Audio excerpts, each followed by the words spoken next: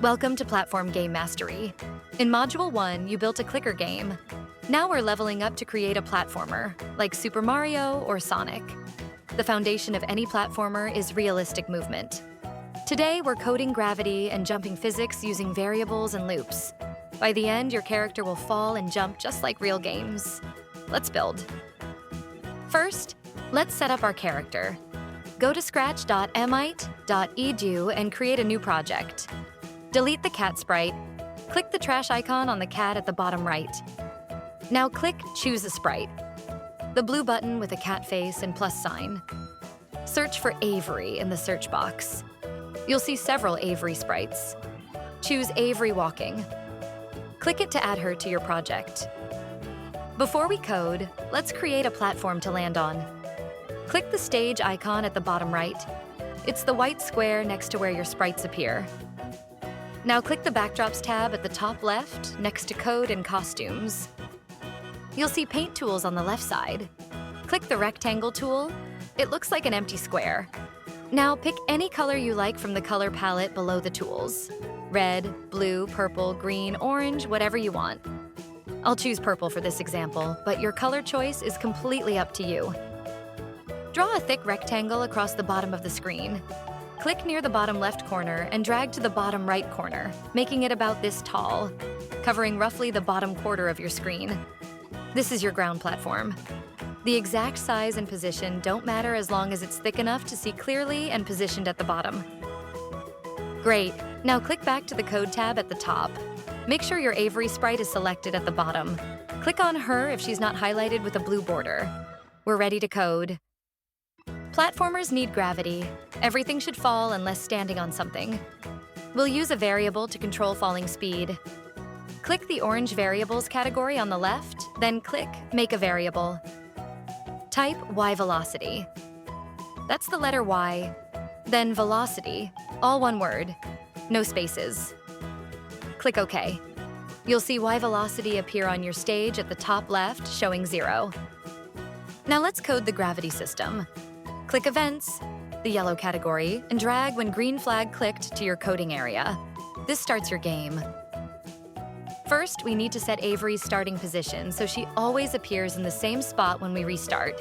Click Motion, the dark blue category, and find Go to XY. Drag it and attach it right below the green flag block. Change the numbers to X, 0, and Y 100. This places Avery in the center horizontally and up high vertically so she has room to fall. We also need to reset the velocity when starting the game. Click Variables and drag Set Y Velocity to, and attach it below the Go to block. Leave it at 0. This ensures Y velocity starts at 0 every time you click the green flag. Now for the main gravity system. Click Control, orange category, and grab a Forever loop. It looks like a C shape. Attach it below the setup blocks you just added. Everything inside this loop will run continuously, creating real-time physics. Inside the Forever loop, click Motion and find Change Y by. Drag it inside the Forever loop. Instead of typing a number, click Variables and drag the rounded Y velocity bubble into the white circle where it says 10. This says, change Avery's vertical position by whatever Y velocity currently is. Now we need gravity to pull downward.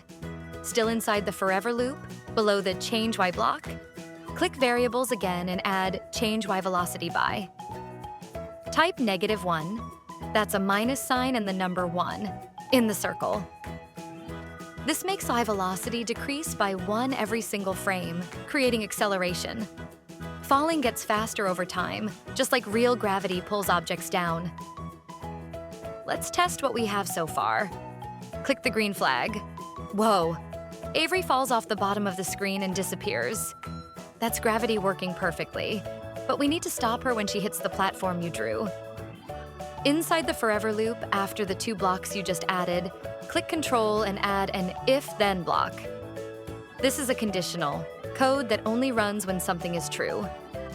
Click Sensing, the light blue category. Find Touching Color. It's a hexagon block with a small colored square inside. Drag it into the hexagon-shaped space at the top of your If-Then block. It should snap perfectly into place. Now, here's the crucial part. Click that small colored square in the touching color block. Your mouse cursor turns into an eyedropper tool. Move your cursor down to the colored platform you drew on the stage, the purple or blue or whatever color you chose, and click directly on that platform. The square in your block changes to match your exact platform color. This tells Scratch to detect when Avery touches that specific color. What happens when touching the platform? We stop falling. Inside the if-then block, click Variables and add Set Y Velocity to 0.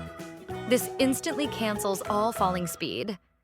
Below that, still inside the if-then, click Motion and add Change Y by 2. This moves Avery up 2 pixels so she stands cleanly on the platform instead of sinking slightly into it. Test it now. Click the green flag. Avery appears at the top center, falls down, hits your colored platform, and stops perfectly. Click the red stop button next to the green flag, then click green flag again. Avery resets to the top and falls again. That's how proper game restarts work. Now let's add jumping. Click Events and find when space key pressed. Drag it to an empty area, completely separate from your other code stack. This creates an independent trigger. Click Variables and add Set Y Velocity to 15 below it. When you press the spacebar, Y velocity becomes positive 15, launching Avery upward instantly. Test the jump. Click the green flag to start your game, then press the spacebar on your keyboard. Avery jumps up into the air. Gravity pulls her down and she lands back on the platform. Press space multiple times. You can jump repeatedly. That's a fully working jump mechanic. The number 15 controls jump height. Bigger numbers create higher jumps. Smaller numbers create short hops. Incredible work. You've built gravity and jumping physics using variables, forever loops, and conditionals. This is the foundation of every platformer game ever made, from Mario to Celeste. Next lesson, we'll add multiple platforms at different heights so you can jump around a real level with obstacles. See you then.